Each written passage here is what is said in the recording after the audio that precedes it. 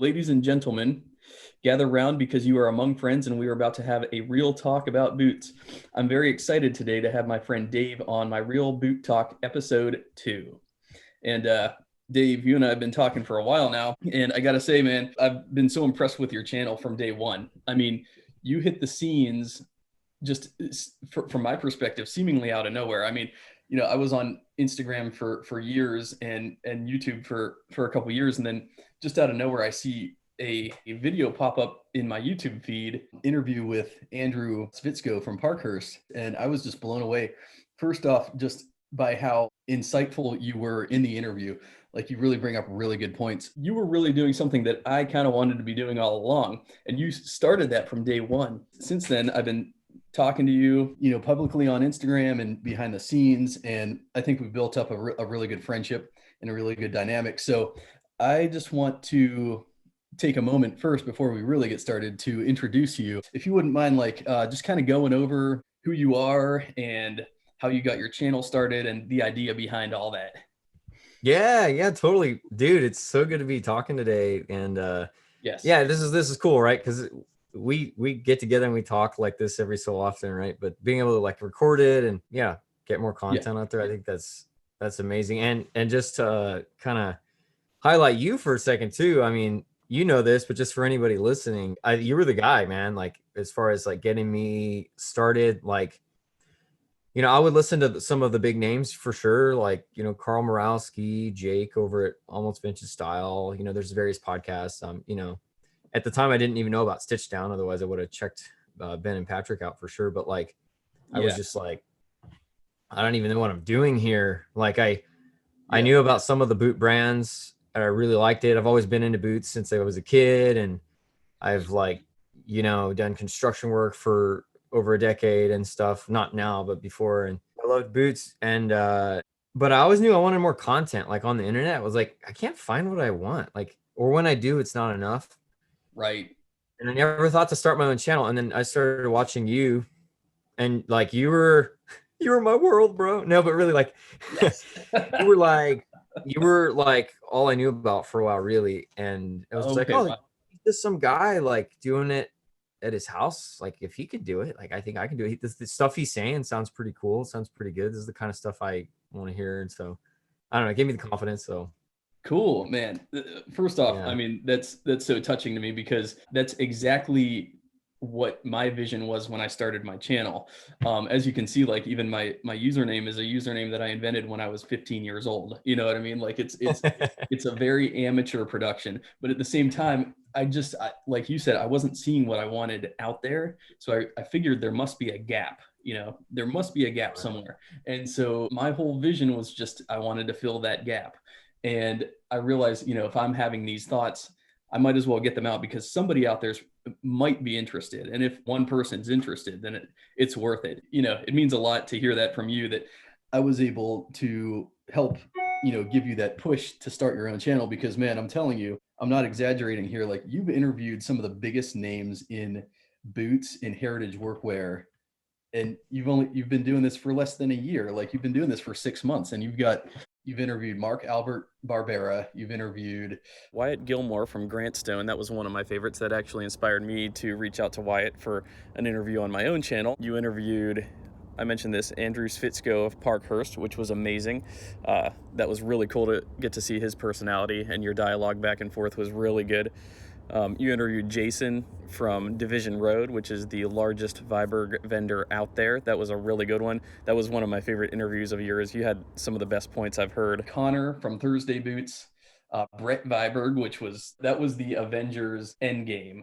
I mean, you really interviewed a legend there. You have a really natural way of just asking just the right questions. On that, I have to really commend you, because in so many ways, it's an honor to have you on my channel now, because it's like, you've done more than I was able to do in a very short amount of time, especially, with these legends. So I just want to commend you on that. And anybody listening, if you're not following Dave already, on YouTube, you're The Vintage Future. Right. And on Instagram, you're Boots of Mannish Leather. Yes. You also have a sort of a thing that you say at the end of every video, which is let your boots take you to a place more important than the boots themselves. yes. Yeah. And that's very profound, because I have like an iconic idea of a lot of these boots, and I don't just want to own them. I want to experience and enjoy life in them and have adventures in them. And so that really resonates with me. So if you want to just kind of touch on that yourself, like what was your inspiration for creating that message? Yeah. So, it's kind of a lot of things. So the story is, as I said, I like boots, and I was starting to get into it. Didn't really know what was what. Like, I knew about Red Wing because I was in construction. Yeah. So that was obviously the first stop, which I think it is for a lot of people. Oh yeah. The mock toe, the Iron Ranger, that's like the first step, right? So I was like looking at that stuff. Yeah. But then as I began to research more, what I found was, first of all, a great community. Like I saw, there's always the naysayers and stuff out there, but for the most part, whether it was on Reddit or Instagram or YouTube or whatever, I just started to get the idea, man, this seems like a really solid community. The people that are really invested in it anyways. And at the time I didn't know about Stitch Down even, right? So that's like taking it up a notch. Like Stitch Down's even better, both as far as the content and the community. But so I was like, this is a quality community. But then at the same time, that's mixed in with on like Reddit and places like that, you get a lot of just like unfounded criticism, backbiting, backstabbing, just mean comments. And a lot of times that's directed at the companies, not just other people that wear the boots, right? But it'll be like just trash talking. Oh, Thursday's garbage, and that guy Connor and Nolan, the guys that started it, they're idiots. You just like, and I think that's somewhat representative of, I don't want to say our whole culture, but that is definitely a trend in our culture these days, in media and in relationships, cancel culture, all that kind of stuff. And it's like, I think a lot of us know that's not healthy, but we don't necessarily know what to do about it. So I had this one passion for better content and quality content and longer content, right? Like I found myself driving, like I'm driving an hour and a half to some place for work, and I want to listen to something. At the time, I didn't know about Stitch Down, and the Stitch Down Shoecast didn't even exist back then. And but like, I'm like, I want to listen to something during this time. But then I would listen to something about boots, and it was like 10 minutes, 15 minutes. And that was helpful. Like for instance, Nick at Stridewise, he's doing an awesome job giving us like these little crash courses on some of the most famous boots. Like that's helpful, but I wanted more. So I had this idea of like, I want more content and better content. And I want it to be more accurate, because let's all, we all admit, right? A lot of the content out there, people don't really do the research, and they're saying all the stuff that's incorrect. And then when they find out they're incorrect, they never go fix it. Like you do. Like if you're incorrect, like you'll go back on your video and write like, no, it's actually this.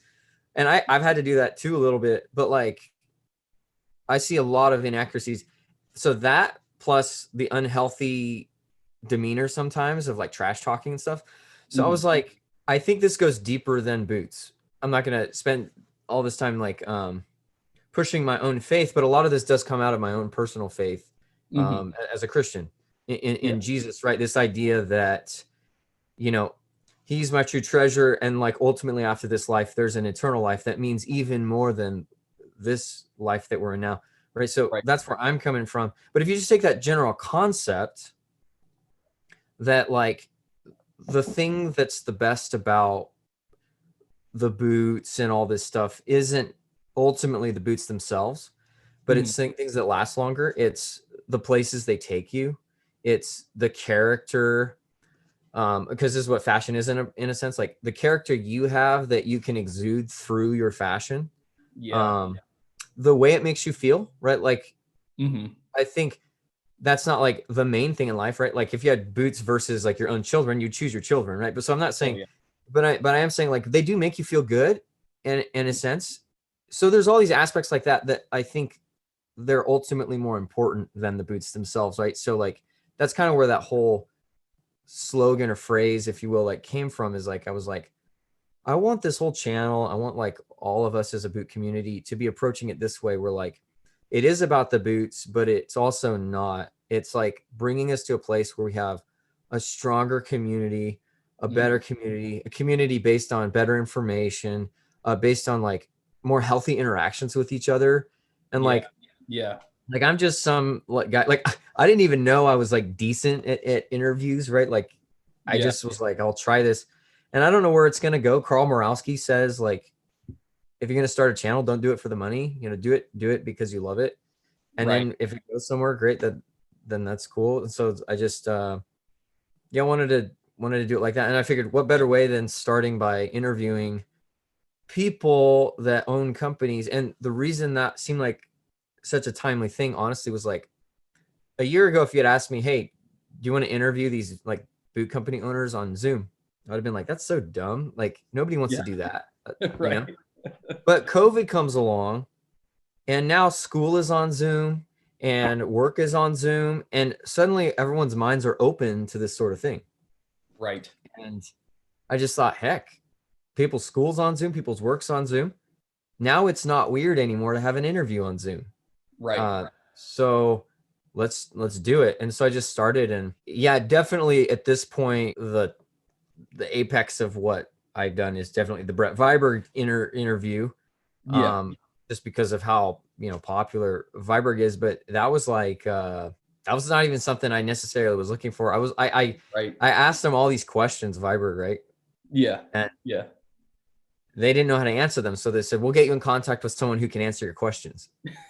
And next thing I know, Brett was gracious enough to answer some of the questions. And I guess he had checked out some of the content I've done and was like, you know, if you want to do this in an interview form, I'd be open to that. And so, what an opportunity.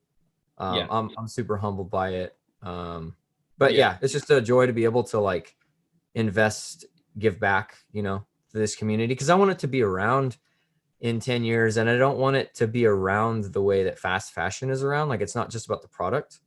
Right. Because if it was just about the boots, ultimately it wouldn't be any better than that. Right. Like, for the most part, fast fashion, everybody's into it. But it's just super materialistic and that's it. And I was like, I don't just love the boots in this community. I love the people and the approach and all that. So what it stands for, the ethics behind it. And so anyways, I'm just rambling now. But anyways, that's kind of like the catalyst behind everything that I've done so far.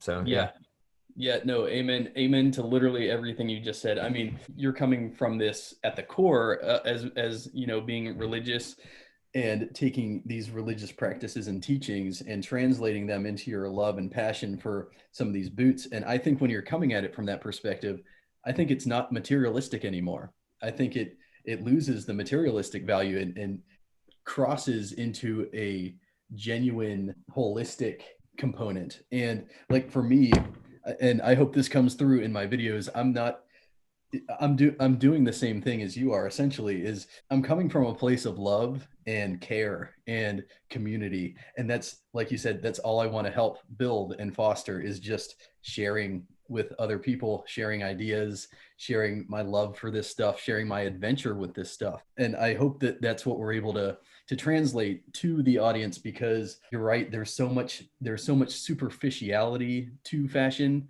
People, I mean, I talk to my friends and people that aren't into this, and their first reaction to how much this costs is they think it's superficial, they think it's materialistic, and they say, why would you ever spend $500 on a pair of boots? But they're not in the same headspace as we are. You know what I mean? Like you and I we talked about this before, that, you know, like when I first got my first pair of Aldens, my first pair of indie boots, it was like, this is my first real boot. I've never seen a real boot until now. And you don't realize it till you get it and you hold it and you see the quality. Your eyes don't lie, your senses don't lie. And kind of like your hat, you see knockoff versions and you see cheaper versions and you see fast fashion versions. But when you see like your hat, I'm looking at it through my low quality grainy screen right now, but I could still tell that, oh my God, that thing is probably the highest quality you could get. That's made out of rabbit fur, correct? Yeah, I mean, it could be better if it was beaver fur. So it's not the highest, but it's definitely like a legit felt hat. It's the real thing. It's authentic. It's not like crap composite material or sheep's wool or something like that. It's so nothing synthetic in that. That's That's a real hat. And I can see that translates to the eye. And I think what part of what you're talking about too is it's not just about the item itself, it's about the journey that you have with it. My first segue into real boots was the indie boot. I grew up, I was an Indiana Jones fan. Just something about watching those movies as a kid, seeing those boots on the screen, and now I have a pair. It's like, to me, the lore about the indie boot kind of stopped there. It's like, yeah, Harrison Ford wore these in the movies because he wore them as a carpenter, and now they're the iconic indie boot, and that's it. Okay, is that really all? Well, no, that's not all. Now you have these boots. Now you can take them on your own adventures and make your own story with them. And that's what I think is so profound about all of it, is it's like we're handed stuff, and now it's time for us to live in it and to write our own stories with it. I mean, there's a lot of philosophical pathways we could take in appreciating boots. And I think you and I see very closely eye to eye when it comes to that. You know what I mean? So totally. So like you were just saying, it's about your journey, right? And that's another reason I say let your boots take you to a place more important than the boots themselves. It's what's important to you, right? It doesn't have to match someone else's journey. Like I think, like I'm in the Indigo Invitational denim competition right now, so like I think competition's awesome. Yeah. I think comparing patina on our boots on Instagram is fun. It's awesome. Oh yeah. But ultimately, it's not about being better than someone else, right? Because it's your journey. So like, my most prized earthly possession from a sentimental standpoint is this guitar that I have. And I don't play it anymore because the quality is pretty low compared to my Martin and my Taylor. But it's my most prized possession because it was my first guitar that I bought with my hard-earned money in high school or junior high or something like that. Yeah, I think I was still in junior high. And I learned to play guitar on it. I wrote a lot of my first songs on it. I proposed to my wife with it. It was at our wedding and friends' weddings. I took it on our honeymoon. I've taken it all over the world for trips. It's been there, and I've played music to my kids as they were babies. And so anyways, wow. And you know what? That's my guitar and my story, and someone else's guitar is going to look different. It might look more beat up. It might look less beat up. It might be nicer. It might be not as nice. But the point is that was mine, and that's my story. And so like, somebody might have like crazy, awesome, rugged patina on their boots. And that's their life though. I don't think we got to look at the guy who just goes to the office every day with his, and there's like not as much apparent patina, and say like, oh dude, your journey's not as legitimate. It's like, no, dude, the beauty of it is the real you is shown in this art form that is raw denim fades or boot patina or belt patina. And it's the beauty of diversity across all mankind that is beautiful. Not the fact that we're all the same like robots, but the fact that we are different and we can enjoy each other and appreciate each other. Even when someone's wearing something you wouldn't, like, I don't think I can pull off Chelsea boots. Oh, yeah, but I see like I Must Be Frank or some other guy pulling them off. And I'm like, dude, good on you. That's so cool. Absolutely. I completely agree. And yeah, it's important to take, and you're touching on something something else that I reflect on a lot. It's important to take influence from the boot community, but don't copy anybody, you know what I mean? Because copying is so sort of cheap and superficial in a lot of ways. So in a lot of ways, you want to carve your own path, because that way it's more true to you. And when you're true to yourself, then I think you gain the most appreciation that way. So, for example, one big influence on me was in Kate Cairo, Andrew Carr, who has literally probably a million pairs of Aldens. He has so many Aldens. And I just loved his, when I followed him early on, I just loved how he would just get out there, and he was not trying to be super meticulous about the angles or getting just the right capture. He was getting out there and just taking pictures of himself wearing whatever, wearing his Aldens, standing on some train tracks, standing on some rocks, getting them wet, getting them dirty. And I appreciated that, because at that point, and you know, this is probably what, back in 2015, 2016. At that point, all I was seeing was like these perfect shots of Alden's, and he was like kind of getting out there and kind of like, no, I'm going to dirty these things up. And I thought that was cool. So that's partly where I got the idea to like, no, I'm going to push these things, you know, I'm going to push them kind of hard. And now I'm starting to see little bits of that throughout Instagram now, like people pushing them hard, people taking them on real adventures. And in fact, you had a really impressive post recently where you were like straight up standing in a river, right? Oh yeah. What was that? I got that idea from at Dublin Premium. He did that with some Trumans of his, and I was like, dude, I bet you my boots could do that too. That's pretty freaking cool. So I tried to. That was an amazing post. I mean, I don't think I've ever quite straight up stood in a river before. I mean, that's balls right there, man. That is. But the boots can take it. You know that. I know that. You know, the boots aren't going to be affected. But most guys, 99% of guys would not even attempt something like that. You know what I mean? You're the same, man. You're like the king of beating the crap out of shell, which is awesome. Like, I love the shiny shell. Like, if I had a nice pair of like cap toe brogue Aldens or Vibergs that were like, I mean, I would take care of them. But like, especially if it's some rare color, like color 2, color 4, whatever. But oh yeah, dude, shell is like super hardy. So I don't know. I see you taking your Edward boots out to Death Valley, California, or whatever that was. And I'm like, dude, that's so cool, because I think the shell's probably like super happy about that. Right? It's like, I'm super tough. So. Yeah, I wanted to take him on an adventure. I wanted to, like we talked about, have a real bonding experience with these boots. And I thought, what better way than to freaking take an adventure, like a hiking adventure all through California. Like, to be honest, I love them way more now after I beat them up and trudged through some volcanic soil. And the worst was trudging through the clay. Like, I literally, it was in Sierra National Park. There's like this point that you can drive to that, by the way, it's the most sketchy drive I've ever taken in my life. Dude. I don't recommend it for anybody. I don't recommend anybody do this. But people do it nonetheless. But if you do it, take a diaper with you, because you're gonna wet yourself. Yeah, literally take 10 diapers. I was using the All Trails app, and we were in like sort of the main area of Sierra National Forest, and we saw, oh, there's like these volcanic springs. It's just 7 miles away. That's an easy drive, 7 miles, right? It was 7 miles literally from our point by helicopter. It was more like 15 miles by car, and it was single lane. So like, if you saw another car coming, one of you had to pull over, like drive almost into the mountain to let the other one pass along the edge. It was just the scariest thing I've ever done. That drive in took about an hour and a half, out took an hour and a half. So that 7 miles turned out to be total horse crap. But, was there like human bones on the side of the road? Like, was that a femur? Like, oh crap, how long's that guy been out here?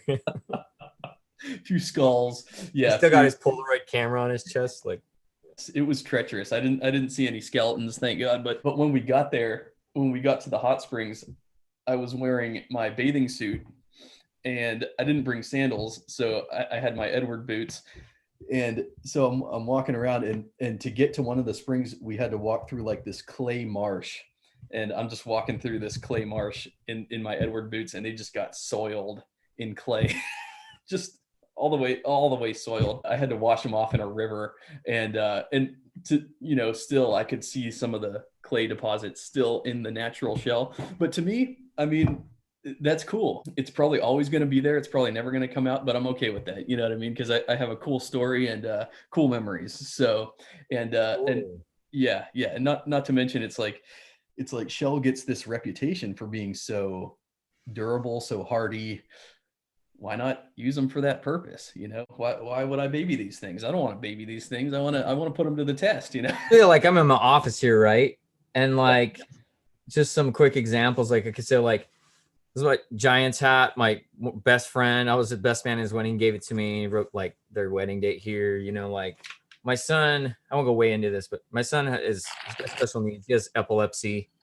So like, this is like a nice like skateboard helmet that he wore to like, you know, keep his head safe when he has seizures. And he still has helmets, but he grew out of this one. So that's got like, I remember things, you know, when I see that, or like I hunt, right? So like I skinned my first deer with this knife. Like, these are all things that I keep in my office. Like when I was an electrician full time, this was my first set of lineman's pliers, you know, or like this is not my first pair, but see the holes in those? There's like a pair of pliers that I accidentally blasted a hole in with.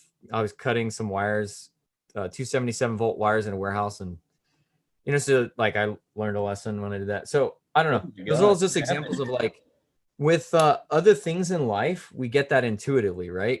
Yeah. Like for a woman, it might be a wedding dress, or for a man that gets married, it could be the shoes he got married in, or whatever, right? Like, yeah. But like we get that so intuitively with other things, but sometimes with our footwear, we don't necessarily get that, and that's the beauty of like the clay marks on your Edward boots, right? It's like forever you have that memory like immortalized in those boots, right? Like that's so cool, and you can't replicate that.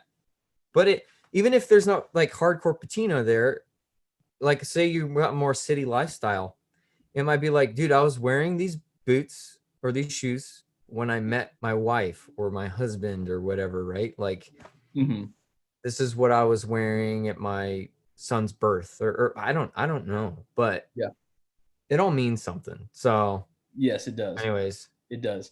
Man, I have the warm fuzzies right now, man. No, I'm kidding. Yeah, me too. It's just oozing, man. It's like oozing out of the computer right now.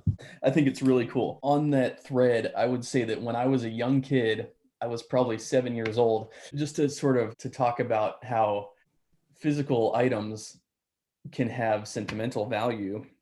I think they can have profound sentimental value. One of the coolest concepts that I've ever heard about is the concept of an heirloom, a family heirloom. And when I was about 7 years old, my great grandma, she had a couple family jewels in a small pouch. And she said, "This is from your great grandpa. I want you to have this." I still have them. They're in my safe right now. They're in my gun safe. And I always thought that was just the coolest thing in the world. Like this item, this valuable item that was able to transcend generations and go from the hand of my great grandpa, who literally I never met. He died before I was even born. And yet here I have something from him. We never met, but we're still connected through this material item. And again, this is getting into an area where I don't believe material items are always materialistic. I think that they carry a lot more meaning if you give them meaning. So that was sort of my first life experience with a material item carrying such significant sentimental value. So yes, I took, and for me, I've bought a lot of cool EDC, like everyday carry, like brass lighters in the past year. I've bought a lot of cool like EDC stuff, and yes, I absolutely intend to distribute that stuff to my family in the future. I intend to have it for life, and then I intend to pass it on to my relatives. And if I have any family members who are my size, guess what? They're getting my boots. Oh, that's so funny. Adopt me, bro. Adopt me. We are the same size, aren't we? Yeah, no, totally. And I think that, like, so again, the beauty of it, right? So those jewels, like, they exude who your grandmother was. Yeah. Right. And so, like, I think, and you'll see this, like, if we go search our own Instagram feeds or all of our friends' Instagram feeds, once someone's in it long enough, you'll see that they are drawn toward the items that best exude who they are. Right. So, like, for me right now, it's the 2030s, like, and that's after experiencing like 30 or 40 different boots, right? I just really resonate with those right now. Maybe it won't be that way in 10 years, but right now it is. For you currently, it's like a lot of what Truman's putting out, a lot of that awesome stuff. Yeah. For someone else, it might be, penny loafers, or it might be like engineer boots or jodhpurs or whatever, right? Right. And leather as well, like colors, types, rough out, smooth out, like, we all ultimately get magnetized toward what most exudes who we are. We don't think of it that way, but that's ultimately what it is. It's like our identity draws us to things that we can resonate with.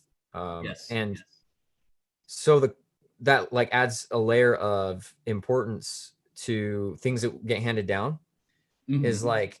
like this hat. It's more than just the style. Like I didn't just say like, oh, there's a guy in a magazine and I want to look like him. Actually, it was like Jake. I saw one of his hats, and this is not exactly the same, totally different, but it's not coincidence that I choose this. I could have had a teardrop hat, center pinch, you know, open crown. Like there's all these kind of different hats I could have got. I could have got a wider brim. I could have Mm-hmm. got a more luxury felt that's like softer or whatever. But ultimately, I was drawn to this. I think it's not coincidence. I was drawn to it. I think it was destined to drawn to it in the sense that like this is kind of who I am. When I put on, I had this like Stradliner that's more like a classic fedora. I put it on and I was just like, it just feels wrong. Put this one on, it just feels right. So when my kids get it, it's not dad's hat just because dad wore it. Right. I think all of what it is will just emit like who dad was, you know, when I'm gone. Your essence and your personality is going to come through. Yeah, I think so. I think you're right. And hats, man, talk about, that's one thing that is hard to get right is a hat. And for me, sunglasses have always been hard, but hats are even harder. And I got to say though, that like that hat, that's you. It's not too loud. I think it really expresses who you are, you know, in a really authentic way. I think that's just, it's such a great hat. And I can tell you right now, if I tried to rock that thing, I would look ridiculous, but like it looks perfect on you. Like, you know, I don't think, I can't imagine a better style hat on you. I think it's got a good heritage look about it. Like, you know, back in the 30s and 40s, all gentlemen wore hats. You know, you see guys in their suits and their business attire and they got a hat on. And that one is just like it screams like heritage hat, American workwear. I think it looks great. I think that's a really good investment that you made there. Oh, thanks, man. No, I'm really enjoying it. I've always been the guy who can't wear hats, like ball caps. Most ball caps, I just look like a dweeb, man. I look like an idiot. Me too. Oh, and God. this it wasn't that way. And I think it's that way with boots too. I think it's deeper than just body type and face shape and all that stuff, right? Like people try to boil it down to that, which is good. It's helpful. Like, oh, these kind of hats will look good with people that have a narrow face or a big nose or whatever. Or these kind of boots will look good somebody who's 6 foot tall or fat or skinny or whatever.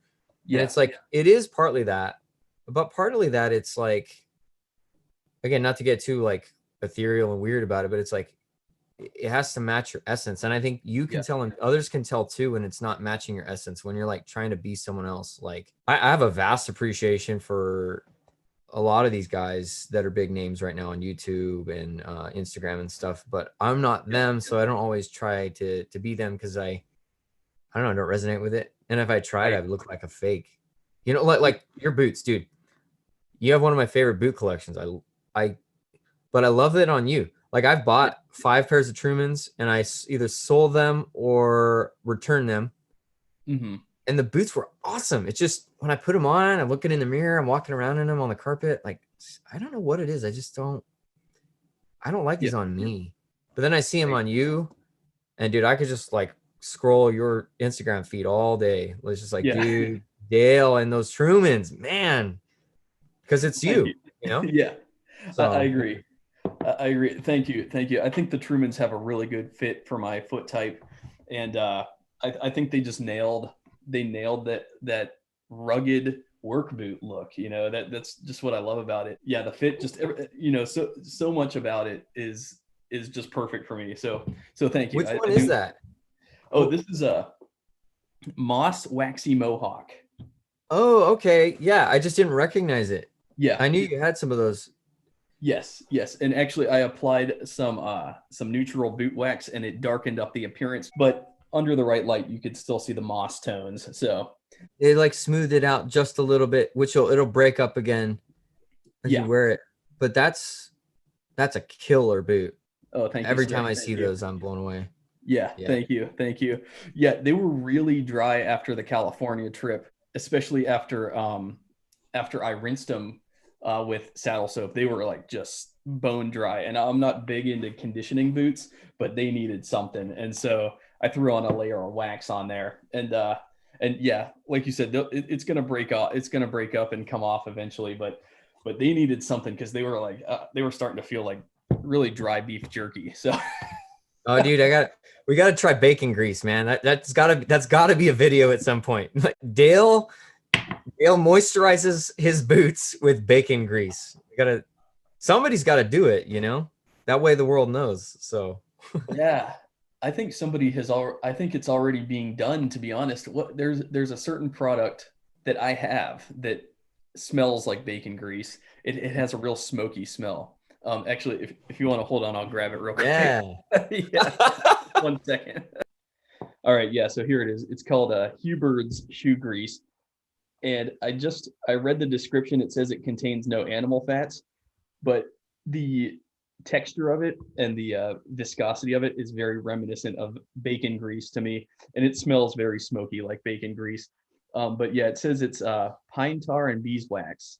It's a waterproofer conditioner for leather goods using the finest oils and waxes, contains no animal fats or tallow, but it's got like a dark brown color to it. And yeah, I used this on my Trumans in Java Wax Flesh, and yeah, it conditioned them pretty good. I don't think I'd use it again though.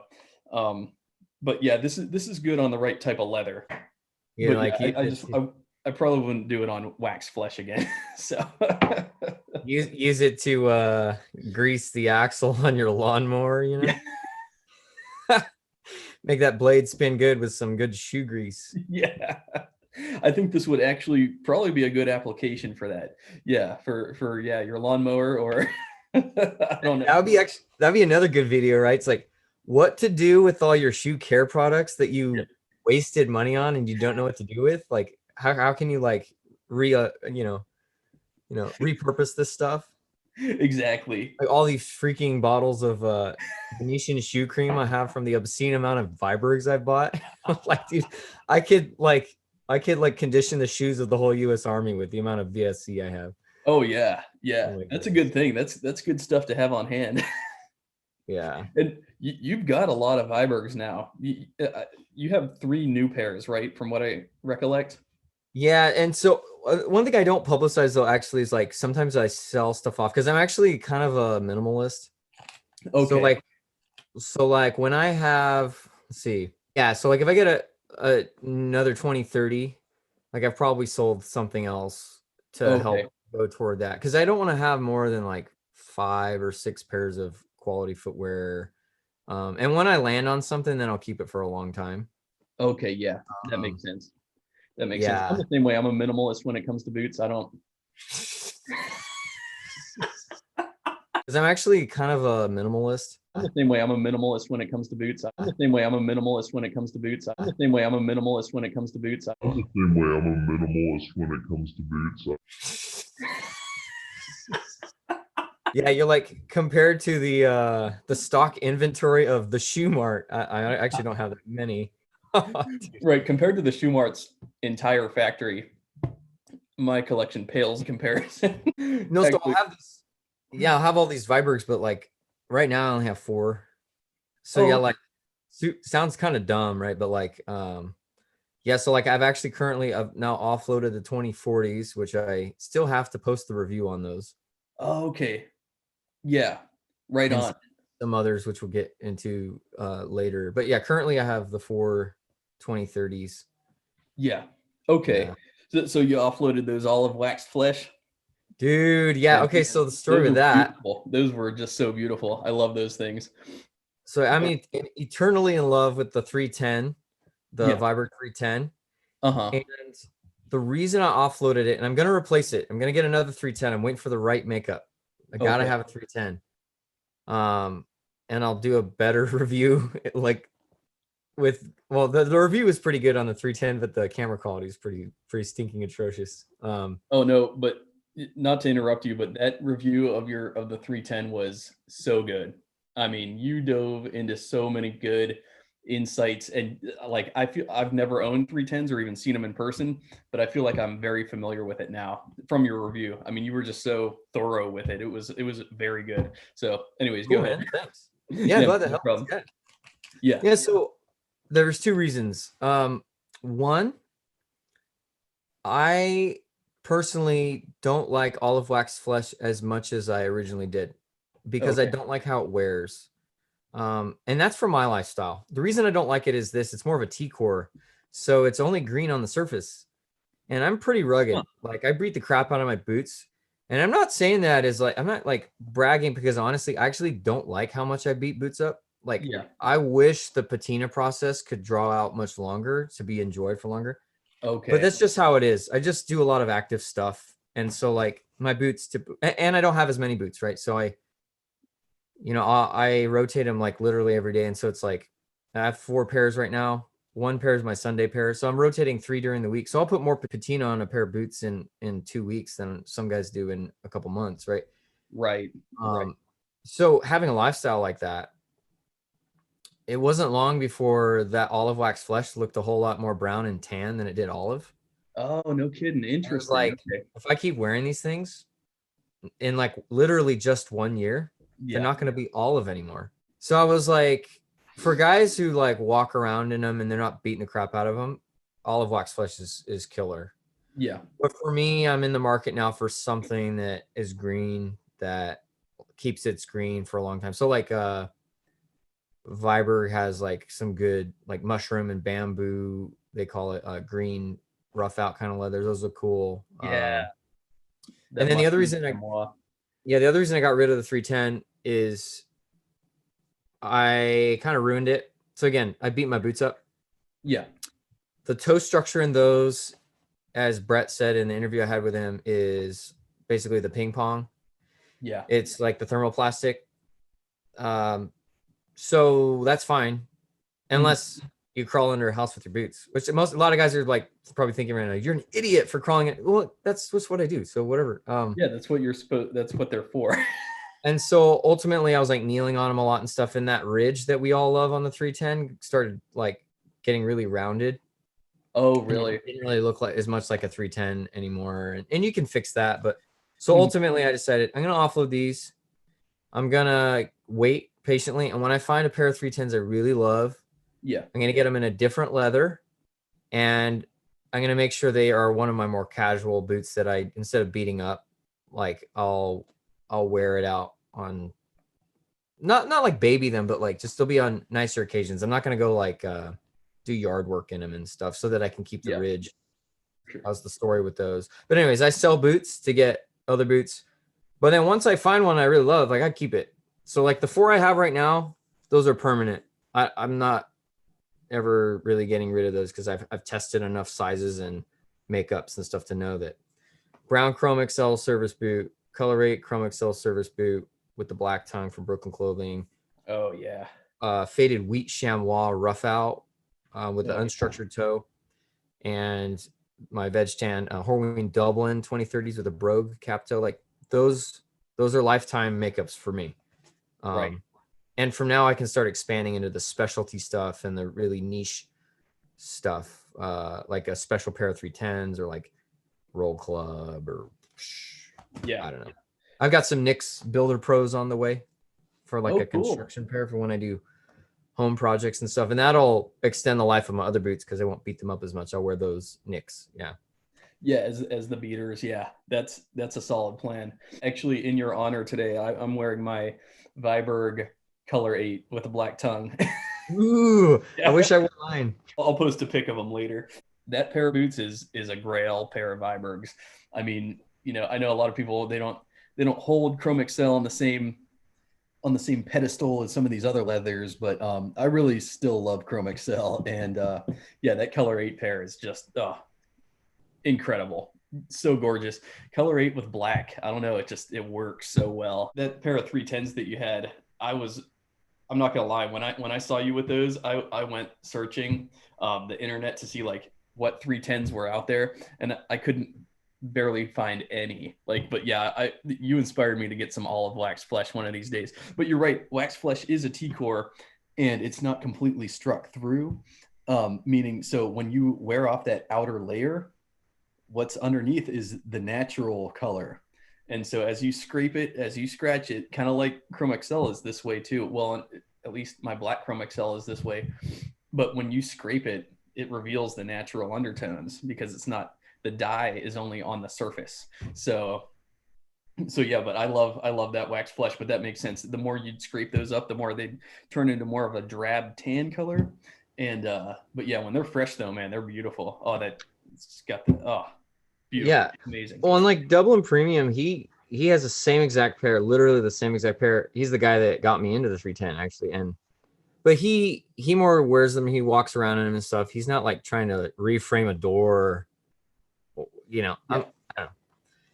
Right. So I just beat him up too much, and because green is so close to tan and brown as their earth tones, right, it melts together too much, and it ends up looking almost like the shirt. And I'm like, I wanted a green boot. Right. Whereas like black T-core is cool because it's dark enough to where it's like you see the T-core coming through, but it's like it still looks black. Yeah. But the green, it's like I don't want a pair of. Basically, like in 2 years, they look like Coyote Rough Out. I was like, I don't want that.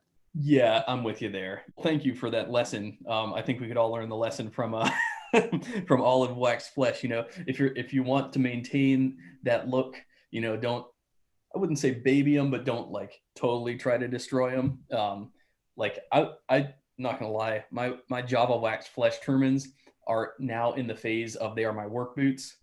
I don't wear them casually. I wear them to destroy them. So, and yeah, I agree. Like the more you wear down, I think in a lot of ways, since it's that dark chocolate color, it starts to look better. But yeah, I get what you're saying with the olive.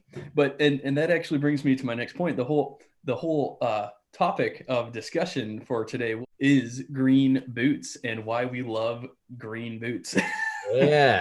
And seeing your green kudu Parkhursts and your olive wax flesh 310 Vibergs, that's kind of what made me want to talk green boots with you, because I know that you're going to have a lot of the same ideas I do, which is, guys, they always want the brown boot and they always want the black boot, brown black. But what about green? And I think that green can be treated like brown. I think green can be treated like you treat any brown. So for example, like these are my Alden tanker boots in hunter green suede. I don't know if you could see that too well. Dude, those are killer. Those in the Todd Snyder indies that are in basically the same suede. Dude. Yeah. Yes. Love it. Mind blown. Yeah. Mind blown. And like you're saying, it's got that earth tone. It's not like a Kelly green. It's not a bright green. It's very much like an earthy moss appearance that it has, and that's what I love about it. And then yeah, here I already showed these, that my moss waxy mohawk, which in my opinion has a very similar, right now looks, well, pretty close in a lot of ways. And then here's my Mark Alberts, and these are in forest kudu, and these might be the same kudu as your Parkhurst, I think. It's slightly different. I don't know if they're from the same tannery. The spruce from Parkhurst is from CF Stead. Okay. Yeah, this is from Stead. But your interview with Andrew, he was saying that there's actually a lot of different colors of green kudu. So yeah, I think you're right. I think spruce might be a little different. Yeah, but those are sweet. I think the wedge sole was a great idea with those. Oh, thanks. Yeah. Yeah, these, every time I post them, these get so many likes. Like, I think it's from the Red Wing community. I think a lot of guys that are into Red Wings, they love this wedge sole. And I got to say, I'm into it too, especially because it's so, it's a great work boot sole because it's light and it's oil resistant, and you could stand on it all day and it's so comfortable. So, but it does kind of bring it kind of pulls it away from the appearance of a boot more into the appearance of a sneaker, in my opinion.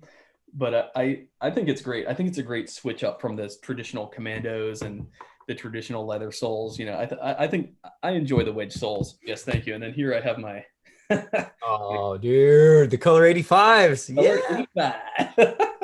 Yeah, those are cool. Even though you literally almost gave me a heart attack when you almost, dude. Yeah, I like swiped the picture on Instagram to see what they look like, and I just about lost it.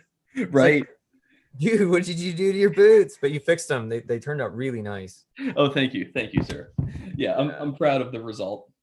But yeah, let that be a lesson those naturally tanned horse rumps from Merriam Tannery, since they're all natural and there's no synthetic processes involved, the natural stuff doesn't, I mean, I hate to say it because I love natural, but the natural stuff, the pigments in it don't hold, they're not as steadfast. They don't retain those pigments as easily as some of the more synthetic stuff. And so for that reason, like the chrome tanned and the veg tan and things, I asked the Merriam Tannery, I kind of prodded them a little bit for some answers, and they didn't really reveal too much. But yeah, long story short, with the horse rumps from Merriam Tannery, since they are natural, you want to be careful of like what you put on them in terms of product wise, because you could strip some of those pigments out of the leather, and that might not give you the best result. And I was, that video in particular, I almost didn't post it. That video was probably a year in the making, because I didn't know what to do. Like I thought I ruined them for a while. But then I realized I could dye them and add new pigment to it. And that's essentially what I did. And now I'm happy. I'm even happier with them. So yeah, it was one that almost didn't get posted, but I'm glad that I think it was a good lesson for the boot community. I think failures are a good lesson for the boot community. It's easy to get on Instagram and be like, oh, carefully curate our collections and like, oh, my life is so great because I got all these great pairs of boots and nothing ever goes wrong with them. But I think some of the best lessons are when you really screw something up. Absolutely. I mean, in anything, right? Sports, your career. Yes. Sometimes you get that $1 million mistake that like, yeah, it's really bad, but it jettisons you into something greater than what you would have gone into if you hadn't made the mistake, right? Agreed. Totally. Yes, agreed. 100%, man. 100%. Yeah. So if I remember to do it, I'll send you this link. So there's this interview with Phil at Phil Callis, Ashland Leather, right? Oh yeah. Mm-hmm. And they make the wallets and stuff in conjunction with Horween. And there's one of the main chemical engineers that works for Horween, and they're talking. Have you seen that one? No. Mm-mm. Okay, so I don't even, some of the stuff's like way over my head, but like he explains what the tanning process is and why you do that and the dye and all that from the standpoint of a chemical engineer. And it's just fascinating. So because you brought up the dye, right? And he goes down into the nitty gritty of like, like the hide wants to deteriorate. So you're tanning it because if you don't tan it, it will naturally decompose. But it has to do with like getting like the components of the molecules or whatever of the leather to bind with the tanning agent. And if you use the wrong agent, it won't bind the same, or it won't bind as well. And the same goes for dye. It's like you have to go to the molecular level as like a chemical engineer and understand how to best get the like molecules or whatever the word is in the leather to bind to the molecules in the dye. There has to be some bridging agent there. And so when there's not the right bridging agent, the dye will wear off more easily or whatever. It doesn't mean they don't know what they were doing. Maybe it was a calculated decision, but things with the dye really sticks. It's not like, there was more dye necessarily. This is like, there's this chemical thing. I don't know. And it's interesting. I'll send it to you. It's cool.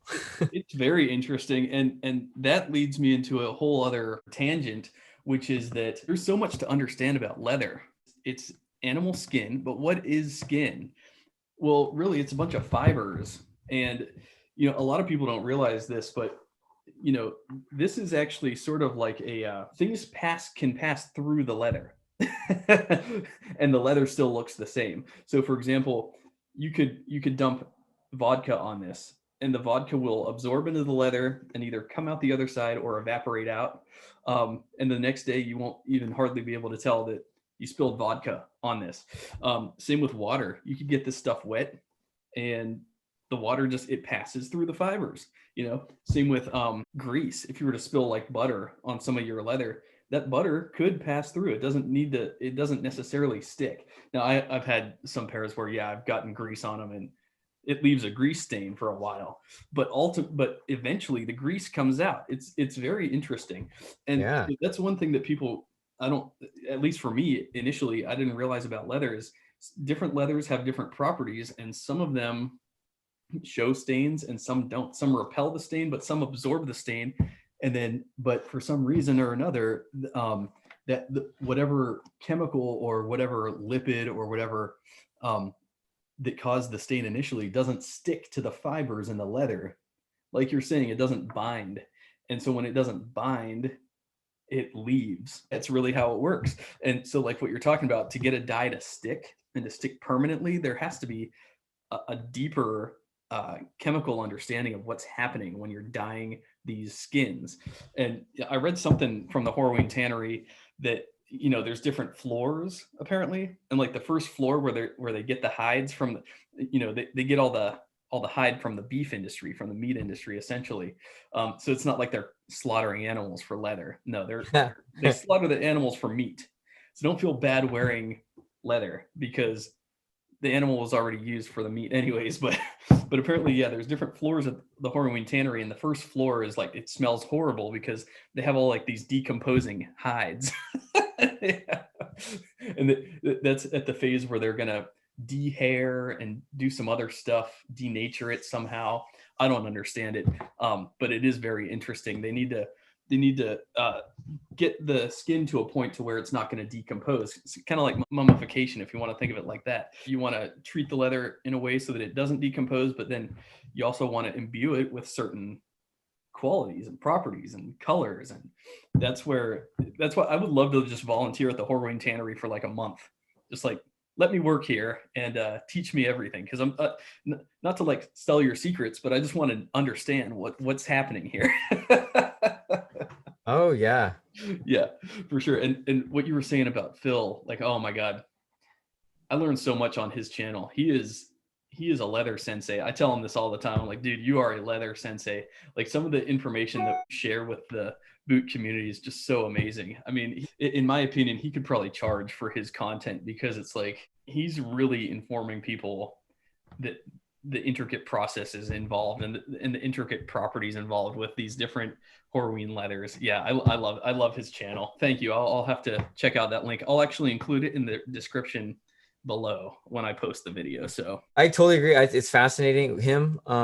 Even just if you start to read like the tannage list on Horween's website and learn what those terms mean, like you could actually know ahead of time what a leather will act like without asking. Like usually you'll see something like, say I have never experienced Horween Dublin before, so I'll say like, hey, on Reddit or wherever, stitch down like, hey, anyone have Dublin? Well, how will it age? Like, what are its characteristics? But as you begin to learn some of that stuff Phil talks about all the time, like what is the difference between air dried and vacuum dried? What is aniline finish versus a dye? You know, what is color corrected? What's a wax finish versus like plain or glazed versus unglazed, right? It's like you'll be able to tell like what will this look like in a few years.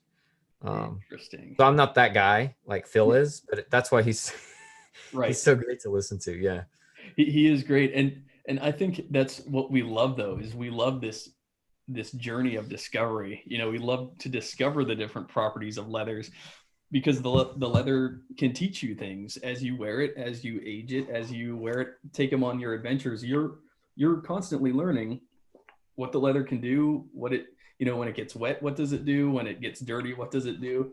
You're constantly learning. And I think that's just such a fun component to this whole hobby of collecting boots. Well, yeah, like this is way down the rabbit hole, right? But like, I think the more we know, the more informed purchases we can make. So like take the air dried versus vacuum dried deal. So like if it's veg tan, that's cool. It'll be like a sponge for patina. Yeah. But you need to know, is it air dried or vacuum dried to really understand what would the grain be like? Because if it's vacuum dried, you're going to get more pronounced grain because they're like fast shrinking it upon itself. That accentuates all the grain and the pores. And if it's air dried, it dries a lot more static and flat. It'll still have grain. So often we put too much emphasis on the bucket category of like, oh dude, it's veg tan, so it's going to be awesome. Yeah. But you'll notice like some guys' veg tan boots have a ton of grain break, and some guys have like super tight grain, like Jake's famous White Cloud boots. I mean, I don't know if they're vacuum dried or what, but yeah, they're super tight grain. Okay, right. Like they have nice patina for sure, but like in a way you can't even tell they've been worn a lot. Yeah. But some other guy will wear his boots for like 2 months, and there's these massive like canyons and stuff. And is it bad clicking? No. Like it's the tannage. And it comes down to things like that. There's more contributing factors than just air dried versus vacuum dried, but when you begin to understand those things, it can help you make a more informed choice of like, so Dublin is my Horween. I'm gonna be a 2-year-old and be all crazy. Yeah, woo! Oh yeah, looking good. So my Horween Dublin, they're vacuum dried. So that's why you get that really pronounced grain and all that. Right. But if you see a boot and you like the color and everything and it's veg tan, it seems to check all the boxes, and then you're like, let me go look up this tannage on the company's website, and you find out it's like air dried. So like, just know it'll still have nice grain compared to like CXL, but like, it's not going to look just like this other one, you know? So anyways, that's way down the rabbit hole, but I think that helps us, right? So it does. It definitely does. And what you're saying actually reminds me of a post that Law Tanning recently posted, that they're famous for their bison leather. They posted shrunken bison next to non-shrunken bison. And when you shrink the leather, Charles F. Stead, they shrink this Mohawk leather and the Rambler leather, they shrink it down, and that really helps create a tighter grain. And when the grain is tighter, it's more water resistant, and that makes sense, because when the fibers are closer together, less can get in, less can penetrate. And I got to say that the shrunken bison next to the standard bison, the shrunken looks so much better. The standard almost looks like kind of loose, flappy leather, whereas the shrunken stuff just looks so condensed, but so strong now that it's been condensed. Now it's like a stronger, more resilient leather, if that makes sense. Whereas if you just took the standard hide, just dried it out normal, and the same degree that it was when the animal was alive, it's not going to be as durable or resilient, and probably won't even look as good. So yeah, I agree with you. I think shrunken leathers exhibit like, they have a lot more benefits, I think, in a lot of ways. I agree. I think there's so much to it. It's not, like you said, it's not just about what color you dye it, or vegetable tan dyeing it, or aniline dye, chrome tanning, whatever. It also comes down to other things that you do to it. One thing that I learned from the Tico and Stitch Down's recent shoe cast was, you have the epidermis, the dermis, and the exodermis, I think it's called, of the leather. Hypodermis? Like, I can't remember that one, but it's like hypo something. Yeah. Or hydro. I don't know. Yeah. Patrick, help us. Tico, where are you? Help me. Or Ticho, sorry. I don't know. Yeah, it also comes down to, I guess, what layers of the leather you're using and what layers you skive off or whatever. Because yeah, you could end up with, I think what makes Rough Out, like a Coyote Rough Out, such a good work boot is that you have all 3 layers, if I remember correctly. Right. So it comes down to what layers of the dermis that you're working with as well. So it's just so many factors. I mean, unlimited factors when it comes to leather. Another thing that makes it so fascinating to admire as a collector, it's something that keeps me engaged constantly. And like, I know you know this about Kudu. It's got so much character to it, so many scars and abrasions, but at the same time, oh my God, it's like super lightweight. Like, you don't realize it till you get it. It's like half the weight as, like this Mohawk. Yeah. Super airy, super light. So anyways, I did actually, before I bridge into the next topic of discussion, I wanted to throw this out there because we were talking about minimalism. I don't know if you could see this, but Matt Shabui, he designed a graphic for me, a logo. Dude, that's awesome. Yeah. And that's your silhouette right there. That's so cool. Yeah. It is. No, like legitimately. Good job, Matt. Yeah. It would be cool enough if someone just made you a logo, even if it didn't look good. It'd be like, dude, that was so cool. Thanks, man. Right. But dude, good job. That was cool. Yes, absolutely. Yeah, and he could make you one too if you want. But yeah, I told him he asked for a caption, and I said, make my caption "Hoarder of Fine Boots." So I'm a hoarder of fine fine boots, not a Oh, dude. not a minimalist, but a hoarder. Nice. Yeah, Yeah, you got to go get that tattooed, man. I think I will. I think I will. Actually, I ordered 2 tees of that, so from Teespring. So I'll be rocking those in a future video here soon. They're right on your neck, just like, Yeah. One of my life's greatest regrets was not getting a tattoo over half my face. That would have been so good, but I never did it. So it's just constant regret. Yeah. So, but actually, before we continued, I wanted to talk about just a little bit about why I think green boots in particular are special. Part of it for me is when I was a kid, my mom, we used to talk about what our favorite colors were. My favorite color was always blue. And she always said, yeah, blue is a really nice color. But my mom always said her favorite color was green. And I never understood why. But after collecting some green boots, I really kind of have really appreciated the color green. I actually did a little bit of research before this video. There's some sources out there saying, let's see, there's one website, The Born Creative, and it talks about green. It's the color of life, renewal, nature, energy, and is associated with meanings of growth, harmony, freshness, safety, fertility, and environment. Green is also traditionally associated with money, finances, banking, ambition, greed, and jealousy. Well, I don't like that part so much, but yeah. But it says mentally, the color green affects us in certain ways, like it has a soothing effect, relaxing. It can alleviate anxiety, depression, nervousness. It also brings with it a sense of hope, health, adventure, renewal, self-control, compassion, and harmony. So I just wanted to throw that out there. I think maybe at the core of our fascination with green boots is that, it's an earth tone, and it's also a sign of like a healthy environment and fertility.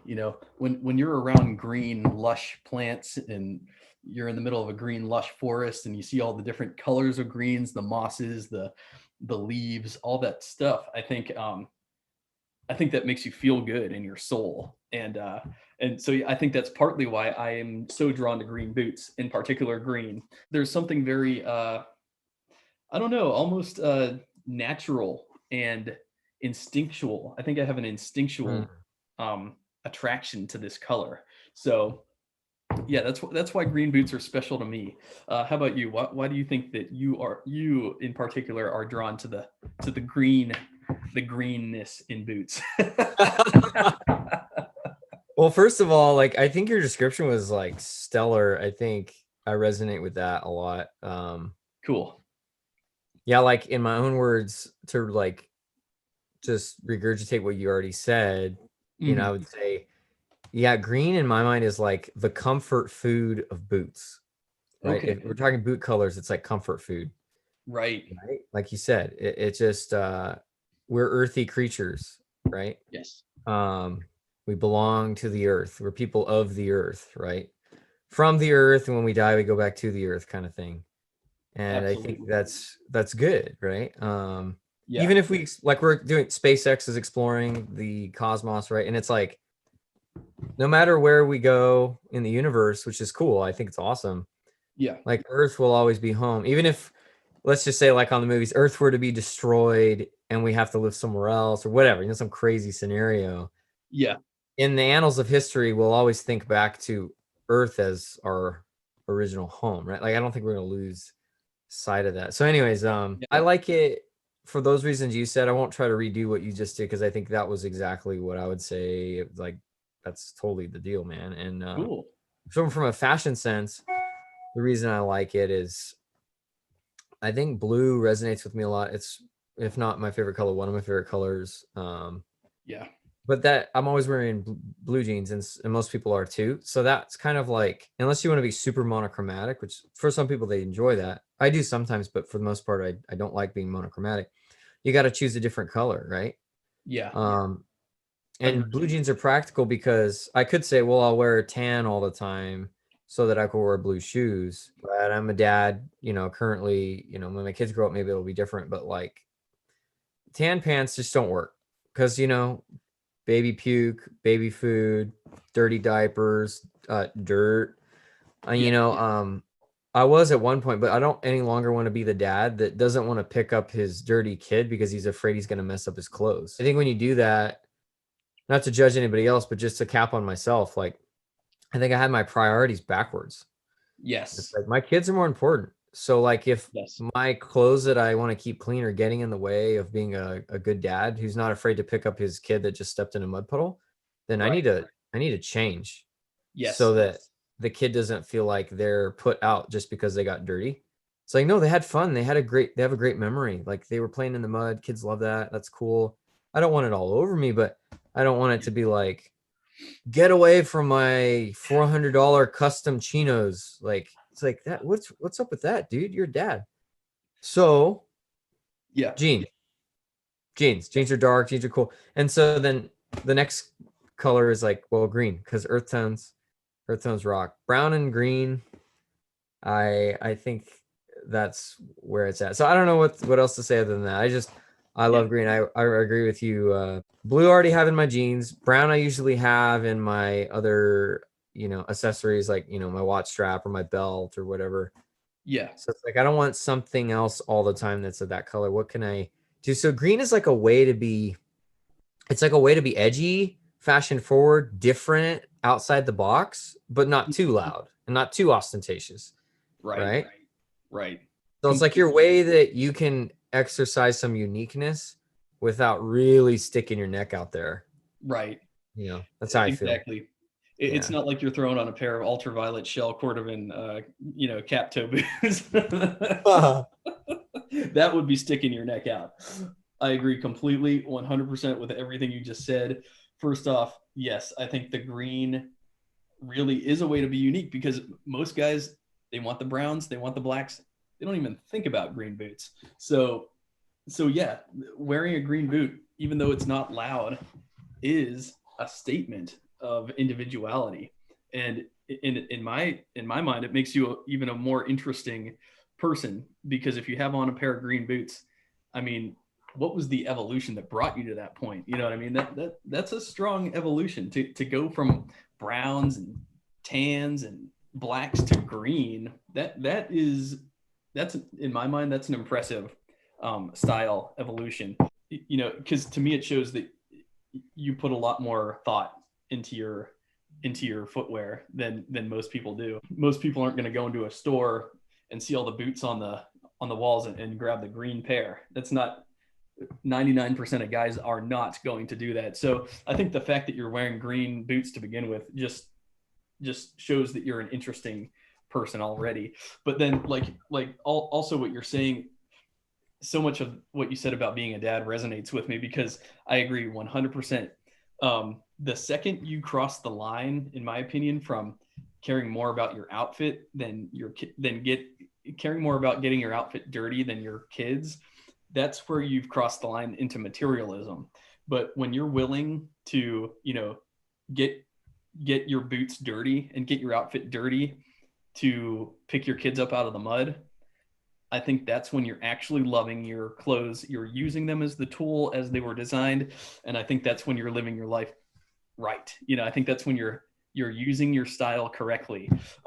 Because yeah, I'll tell you what, if my kid's at the park and they fall down, they get dirty, muddy, I don't even think. I just go get them. I don't care. I'll deal with the aftermath of my clothes later. If anything, they're going to look cooler because they got dirty, you know?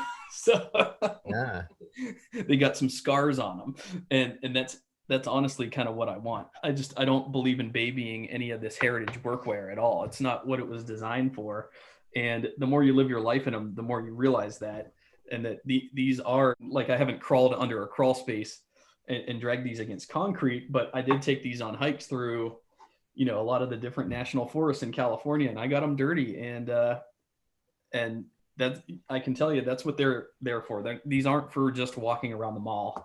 You know, these are, these are there for, you know, real lifestyles. And I think you summed it up beautifully there. Yeah.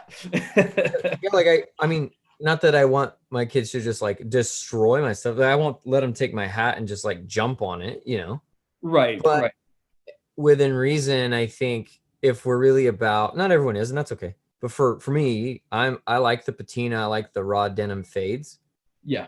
And so seeing my children as part of that idea, like Mm-hmm. if my jeans are supposed to show my life and who I am, and my boots are supposed to show my life and who I am, and my children and my wife, you know, they're like a huge part of my life, who they are should come through in that. And if that means there's a stain on my pants because I have a baby boy, or like if that means my daughter, and she does this, she likes to like dance on my shoes, she likes to stand on my feet and I walk around, and so Yeah. there's some extra scuffs on the top of my boots, then so be it, because they're one of the most important parts of that patina idea. Now obviously there's other boots I don't let her do that, right? Like I have my Sunday pair that I try to keep nice, Right. but other than that, for me anyways, that is kind of the beauty of the idea. So yeah. Absolutely. Absolutely. And I'm with you. My daughter, yeah, she likes to stand on my shoes and walk. And and I don't care what I'm wearing. I don't care if they're brand new. If she wants to do that, I let her, because it's just I don't want her ever getting the idea that the boots are more important than her. And secondly, like you said, it adds to the patina, it adds to the story, and that makes them more special. So yes, but I'm with you, like within reason. Like I'm not gonna let her come at my boots with a magic marker. Right. Yeah, totally. It's like, and in fact, that reminds me of a funny story. Literally, I bought that new pair of Momotaros. Well, they're not new now, but they're probably about 5 months old. And I went to pick up my daughter from daycare, and one of the kids at the daycare, he came at me with a red crayon, and and I didn't realize it, but he totally took that thing and across my brand new Momotaro. You know what? I wasn't mad at all, and you know what? You can't even see it. I didn't do anything to get it off, by the way. It just, like we were talking about the fibers of leather, talk about the fibers of denim, like it's the same thing. Like things can pass through without sticking. And I don't even remember where the red crayon hit, but when it was fresh, I could see it. And I just ignored it and it went away. It's so weird how this stuff is, how durable it is. And if I were to get there, and really let myself get worked up and get OCD about it, I'm only hurting myself, because the denim can take it, the boots can take it. So yeah, it's one of those things that, live your life normally. Things are going to happen. That's okay. Things that are going to happen that you're not going to expect, but that is okay, because as long as you don't deliberately go out of your way to like hurt your gear, then I think it's fine. And so whatever happens along the way, let it happen. It makes it more interesting. You have more story. Right. And I think through modeling that, we're teaching our kids stuff, right? Like, so when you have that kind of middle ground perspective on it, it teaches them, one, people are more important than things. Yes. But Yes. on the other hand, not letting it go too far teaches them, but we still have to take responsibility for the blessings we have been given and take care of them. You know, so you put people above things, but you also don't trash things, because those are gifts that we have to use for our enjoyment. So anyways, not to talk all, we don't have to go super far in that direction, but I just think, I think this whole denim boots thing that we love so much, it really intersects with some really meaty, good stuff in our lives, It does. Oh God, yes, it does. I agree 100%, man. I mean, I've had a lot of years to think about it and to consider those questions. And yeah, life is just, just kind of like the same way life is better when you're eating good food. Oh crap. My spaceship turned off. My spaceship. Yeah, life is better when you eat good food. Life is better when you have a healthy body. Life is better when you exercise. Life is better with good clothes. That's just, it's not materialistic. It's just as materialistic to say life is better with good boots as it is to say life is better with good food. Because ultimately what you wear on the outside of your body, it's an expression of your character. And kind of like your health and how you feel is an expression of yourself as well. I think that the tools that you choose to utilize in life are also just as important, both from a mental place, but also a metaphysical place. You know, you're honoring, just like when you eat healthy foods, you're honoring your health. When you wear good stuff, you're honoring your, not your, just your appearance, but how you feel and how you interact with the environment. Because when I walk in these, walking it becomes a pleasure. It becomes something I appreciate. Whereas when I'm walking in sneakers or when I'm walking in something cheap, I feel like that walk is cheap. The experience of the walk itself is cheapened because I didn't put enough emphasis into the quality of what I was doing the walking in. Or like if you're going to take a bike ride on a cheap $50 bike, the experience of where that bike takes you, kind of like the experience of where your boots take you, is almost cheapened because you didn't honor the vehicle with which you used to go on that adventure in. Same thing with boots. If you honor your vehicle, which is your boot, the adventure becomes more meaningful, in my opinion. I think that's the point that you and I are always trying to make, is like, honor your footwear, honor your gear, and then the rest of the adventure becomes a lot more meaningful, a lot more sentimental. So again, not materialistic. You're honoring every aspect of your life. I have people who criticize my dietary habits. Oh, you're being too strict on yourself. No, I enjoy my diet. It's a high quality diet and I enjoy it. What's there to criticize? You know what I mean? So right. I think when you put intention and thought into everything that you do, your life gets better from all aspects. So yeah, so that's me getting all philosophical about it, but I just love this stuff. And once I started getting into real boots, I think my life improved. And it again is not from the aspect of being a materialist. I think it's being from the aspect of loving life and appreciating everything, all the gifts that we are given. I think there's almost something instinctual that I think you can resonate with this as well. And this is what I love about your channel, by the way. I want to know the people that make my stuff. I want to actually know them. From a communal sense, we evolved as humans in communities where we knew the people that made our stuff. We like to know the people that make our food. We like to know the people that, in the same sense, we like to know the people that make our boots. And that's, to me, so great about being part of this community, is we get to actually meet some of these people that are behind the design of the boots, behind making the boots, behind the inspiration, the ideas behind the boots at a very basic primal level. I like to know these people and I like to be friends with these people, because having trust in the people that make your gear is just as important as the gear itself. I think you and me are the same in that sense.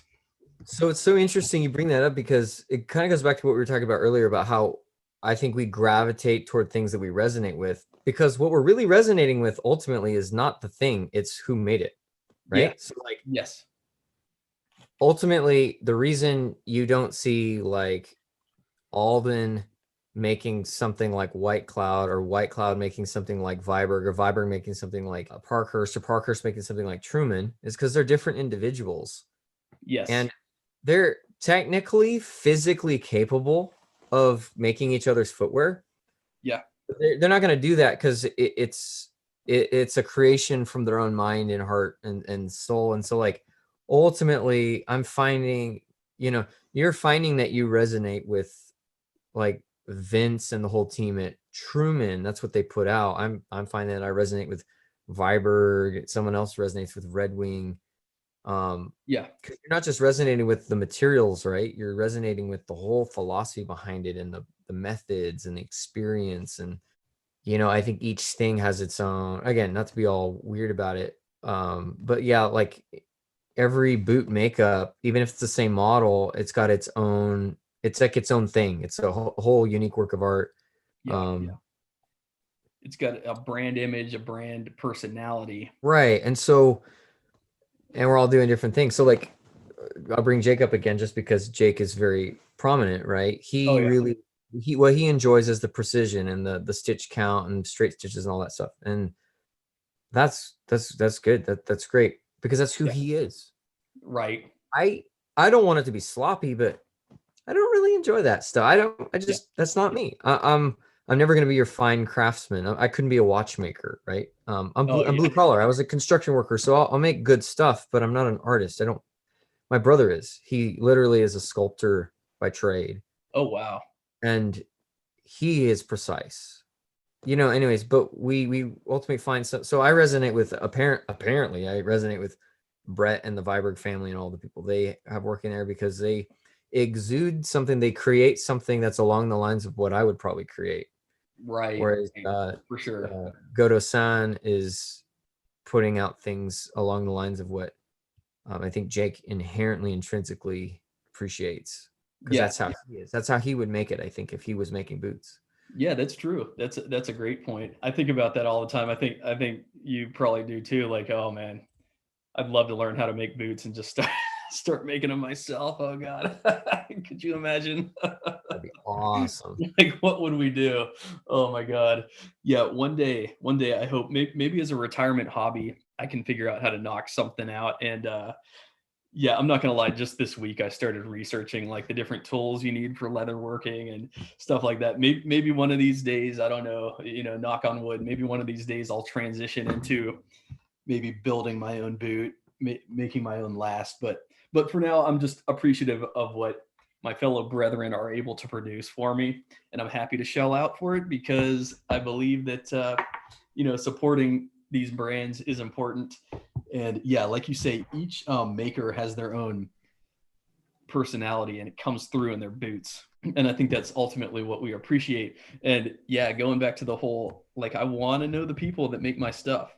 For some reason, there's just something, so I don't want to use the word disappointing, but there's something missing when I go and I buy something that was made in a factory in China with no human no human was really involved in the process. It was all automated. And I could sense that. And I know you can too, when it comes to quality and just when you pick up something that's handmade. I mean, you feel the essence. And this goes into wabi sabi and the concept of shibui, these ancient Asian concepts and philosophies, which is there's a beauty in handmade things and there's a beauty to the imperfections. I like to feel the soul that went into an item, because a lot of psychics too, they believe that an item can be associated with different energies and different souls. And not to go off too far on a tangent, but my dad actually, did I ever tell you the eBay ghost story? No. My dad, he trades on eBay all the time. And he ordered a batch of stuff. He doesn't know which of the items, but one of the items that he had got in this box was haunted. And he said that just the weirdest stuff was happening in the house since this box of stuff arrived. He believed that there was a spirit following one of these objects around. And who am I to say that that's not true? Because he was saying like lights were flickering and like things were dropping off shelves and like weird noises were happening. Well, he listed all this stuff on eBay, and eventually he must have sold this item off because the phenomenon stopped. There was a period of about 2 weeks where whatever he bought on eBay that had a ghost attached to it was haunting the house. So anyways, not to say that I want my boots to be haunted with the ghost of the person that made it, but yeah, don't go buying machetes on eBay next time, Don't buy secondhand machetes. Exactly. But I do believe you can feel the energy of the person that made it, especially if they put love into it. Then you could feel that and it resonates. That's what I love. I want to know the person that made my stuff. I want to have a friendship and a familiarity with that person, because it makes the object that much more special when when you have it. There's almost a deadness to things that were made in a factory that had no human interaction with it throughout the process of its making. You could feel it. I mean, take these headphones, for example. There's no essence to this. It's all synthetic stuff, and it was made in a factory. No human touched this before it came to me. And then compare that to something like this. Like, and you feel the essence, you know? So again, that's just my hippie, my hippie philosopher side coming out, but I think there's flower child, you, yeah. Yeah. No, I couldn't agree more. I think that, like, you know, when I was an electrician, you know, you hear guys always say, "Hey, take care of your tools, and your tools will take care of you," kind of thing. And I think that's coming from the understanding that we invest in what we care about. So when we talk about nice footwear, maybe it's this way for some people in our community, but I think for the most part, for people in our community, it isn't this like elitist snobbery or like this status symbol where we're trying to like get over on the people that wear sneakers or something like that. Like we're hating on them or judging them, because it's not about the dollar amount we spend, right? Right.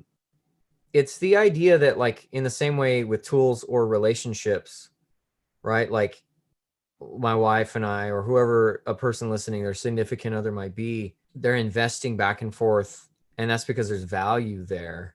Yes. And you invest because you don't consider it to be something that's cheap, and it's not a throwaway to you. I try to treat everyone with respect, but ultimately there's some people in my life I'll have to treat with a lower level of attention, right? Because I don't have the bandwidth to treat everyone equally. Right. But you could tell, you would be able to tell who my wife is just solely on the amount of investment I have there. And so I think that's that way with the stuff that we're trying to buy, right? It's like, it's not about the dollar amount. We're trying to, oh, I'm better than the people that wear Nikes. It's more like, right. Like to them, that's like a throwaway. They'll trash it and they'll chuck it in the trash can. And for their lifestyle, that's probably fine. But because we're the kind of person that values something different, like, to me, like, I'm investing in my boots, and my boots are going to take care of me over the years. And I'm investing in like a nicer hat or jeans or a belt or whatever, a wallet. Yeah. And, you know, I want those things to, as I invest in them, they give back and they're reliable for me, and like they enable me to live my life. And there's some value there. Not everyone appreciates that, and that's totally fine. But for any of us who